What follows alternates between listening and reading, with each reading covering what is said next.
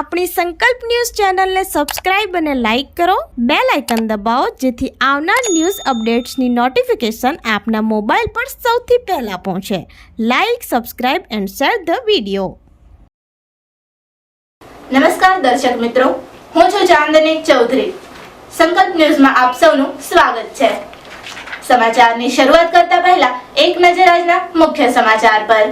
વલસાડમાં સવારે દૂધ લેવા ગયેલા વ્યક્તિનું અકસ્માતમાં મોત થતા પરિવારમાં શોક.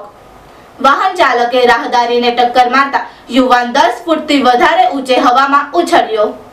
વલસાડમાં વહેલી સવારે દૂધ લેવા ગયેલા વ્યક્તિનું અકસ્માતમાં મોત થતા પરિવારમાં શોકનો માહોલ જોવા મળ્યો છે. એક અઠવાડિયામાં 3 જેટલા અકસ્માતની ઘટના સામે આવી છે. વલસાડમાં બેફામ ચાલતી કારે રાહદારીનો જીવ લઈ લીધો. વલસાડના ખેરગામ તરફથી પૂરપાટ ઝડપે દોડતી કારે અકસ્માત સર્જ્યો હતો. અકસ્માત એટલો ગંભીર હતો કે યુવાન 10 ફૂટથી વધારે ઊંચે હવામાં ઉછળ્યો હતો. ઘાયલ વ્યક્તિને 108ની મદદથી હોસ્પિટલમાં ખસેડવામાં આવ્યો હતો.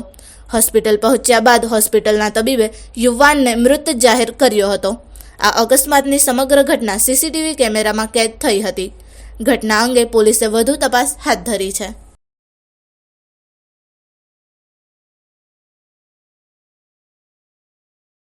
નાના પોંડા પથ્થરની ક્વોરીમાંથી અજગરનું વોલિયન્ટર ગૌરાંગ પટેલે રેસ્ક્યુ કર્યું.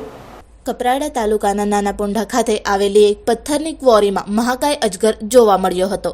જોકે ક્વોરી સંચાલકે તાત્કાલિક વોલિયન્ટર ગૌરાંગ પટેલને જાણ કરી મહાકાય અજગરને રેસ્ક્યુ કરવા જણાવ્યું હતું. જે મેસેજ મળતાની સાથે જ વોલિયન્ટર સ્થળ પર પહોંચી જહેમત ઉઠાવી મહાકાય અજગરને રેસ્ક્યુ કરવામાં સફળતા મેળવી હતી. જોકે આ મહાકાય અજગર અંદાજિત 5 ફૂટ લંબાઈ અને 12 કિલોગ્રામ જેટલું વજન હોવાનું જાણવા મળ્યું હતું. જે બાદ મહાકાય અજગરને ફોરેસ્ટ વિભાગમાં સોંપી દેવામાં આવ્યો હતો.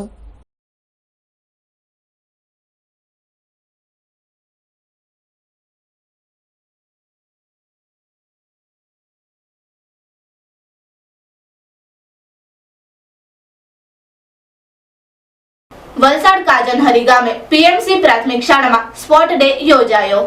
વલસાડના કાજનહરી ગામે પીએમસી પ્રાથમિક શાળામાં સ્પોર્ટ ડે યોજાયો. ધરમપુરથી પધારેલા ભાજપ અગ્રણી પ્રવીણભાઈ આહિરે વિદ્યાર્થીઓને રમતનો પ્રારંભ કરાવ્યો હતો. આ કાર્યક્રમમાં વિવિધ રમતોનું આયોજન કરવામાં આવ્યું હતું. કાર્યક્રમ પત્યા બાદ મૈત્રી ગ્રુપ વલસાડ દ્વારા વિજેતા વિદ્યાર્થીઓને ટ્રોફી આપવામાં આવી હતી. મૈત્રી ગ્રુપના રાકેશભાઈ પટેલ અને મૈત્રી ગ્રુપના તમામ સભ્યો હાજર રહ્યા હતા. ગામના આગેવાનોમાં ગામના ડેપ્યુટી સરપંચ કેવલભાઈ આહિર અને મોટી સંખ્યામાં ગ્રામજનો હાજર રહ્યા હતા.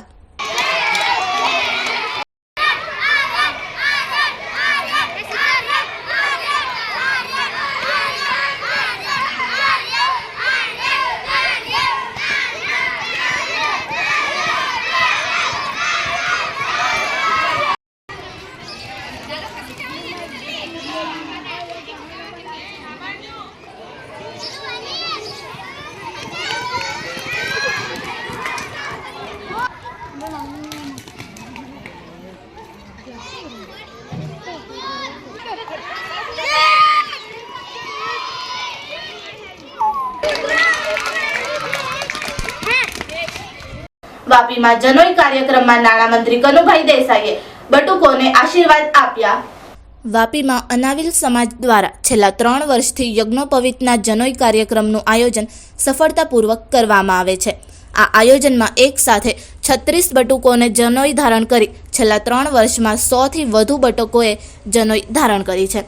જેમાં ગુજરાત રાજ્યના નાણાં અને ઉર્જા મંત્રી કનુભાઈ દેસાઈએ બટુકોને આશીર્વાદ આપ્યા હતા. ખૂબ મોટી સંખ્યામાં સમાજના અગ્રણીઓ હાજર રહી સમાજના લોકોનો ઉત્સાહ વધાર્યો હતો. યજ્ઞોપવિતમાં જનોઈ ધારણ કર્યા બાદ માણસ વિવાહિત જીવનમાં પ્રવેશ કરી શકે એવી પણ પરંપરા હોય છે. બાળક અવસ્થામાં સંસ્કારનું સિંચન કરવા સહેલું બનતું હોય જેના કારણે જનોઈ ધારણ કરવામાં આવે છે.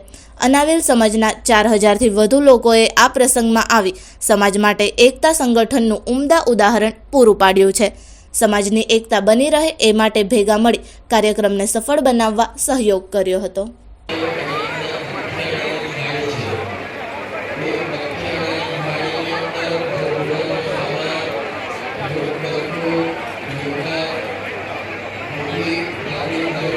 આયોજન કરવામાં આવ્યું છે એ માટે મનીષભાઈ અને એમની ટીમને હું ખરા હૃદયથી અભિનંદન આપું છું. આના યુવા સંગઠન ઘણા વર્ષોથી સમાજનું સંગઠન કરવા. તો આ હતા આજના સમાચારો. નવા સમાચારો સાથે કાલે ફરી મળીશું. નમસ્કાર. આપણી સંકલ્પ ન્યૂઝ ચેનલને સબસ્ક્રાઇબ અને લાઇક કરો, બેલ આઇકન દબાવો જેથી આવનાર ન્યૂઝ અપડેટ્સની નોટિફિકેશન આપના મોબાઈલ પર સૌથી પહેલા પહોંચે. Like, subscribe and share the video.